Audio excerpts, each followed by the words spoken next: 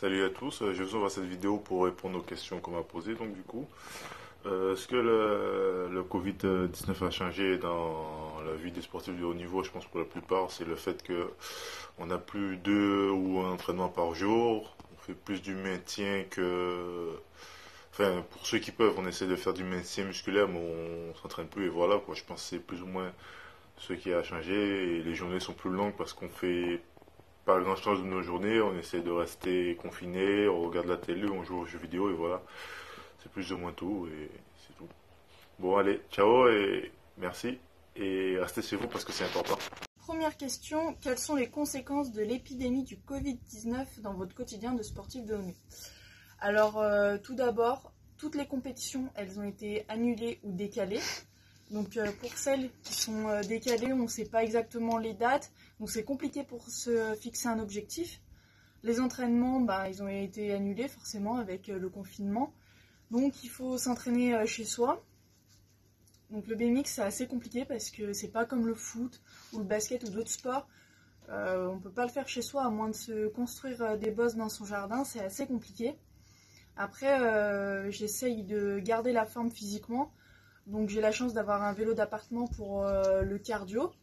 Assez de matériel de muscu tel qu'une barre d'haltérophilie, quelques poids pour faire ma muscu.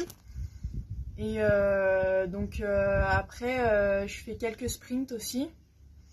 Et mes coachs, ils essayent d'adapter au plus possible les entraînements. Donc on fait beaucoup de poids de corps.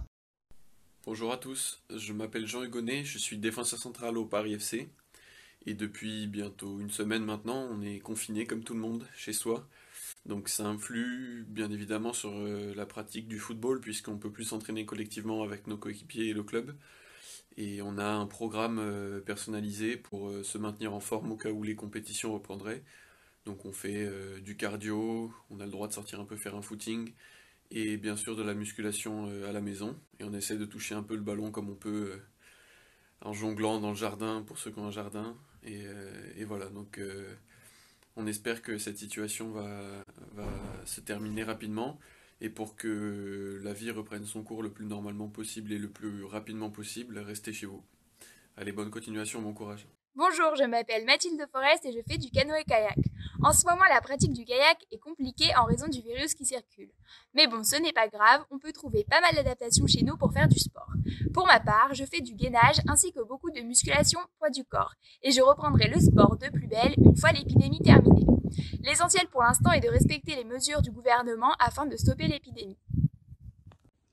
Salut à tous, c'est Margot Hierolimos. Si je vous fais cette vidéo, c'est pour répondre à la question que vous m'avez posée concernant les conséquences que peuvent avoir cette épidémie Covid-19 sur la vie d'un sportif de haut niveau au quotidien. Pour moi, la première, ce serait l'arrêt complet de la compétition.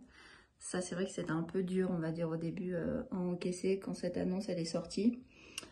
Pour le moment, plus aucune compétition avant juin. Donc ça fait quand même assez long, étant donné qu'on a l'habitude d'être en compétition sur toutes les semaines de l'année, ça s'enchaîne. Là c'était la période de terre battue, donc c'est vrai que c'était assez important pour moi en l'occurrence parce que il y avait Roland-Garros qui arrivait aussi à grands pas et puis c'est un moment que tout joueur de tennis français et française adore. C'est une adrénaline ressentie puissance 1000. Donc c'est vrai que c'était un peu dur à digérer. Ensuite, on peut parler aussi du fait que plus de tennis. Moi, j'ai pas la chance malheureusement d'avoir un cours de tennis chez moi, donc je peux pas jouer au tennis, mis à part contre le mur, ce que je fais. Un peu de tennis shadow en déplacement typique tennis. Je fais pas mal d'activités physiques. J'essaie de me bouger, voilà, pour rester en forme. Et j'ai la chance d'avoir un jardin, ce qui n'est pas le cas de tout le monde, donc. Pour l'instant, je me plains pas, la santé est là et c'est la chose la plus importante en ces temps, même si c'est vrai que voilà, j'ai hâte que tout soit terminé pour pouvoir reprendre le tennis et le circuit à fond et puis m'éclater sur les cours. Bonjour, je m'appelle Olivier, je suis entraîneur du Rouennais Basket Féminin. Alors, ça fait maintenant 2 semaines que nous avons stoppé les entraînements et nous avons maintenant une équipe à gérer à distance.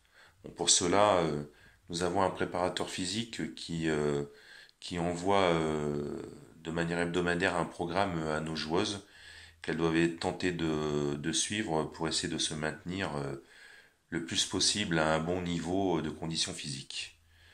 Ce qui n'est pas évident mentalement pour nous et surtout pour les joueuses, c'est d'imaginer une date de reprise et en fonction de ça, de maintenir un degré de motivation pour effectuer ce travail à domicile pour garder la meilleure forme physique et la meilleure forme mentale possible.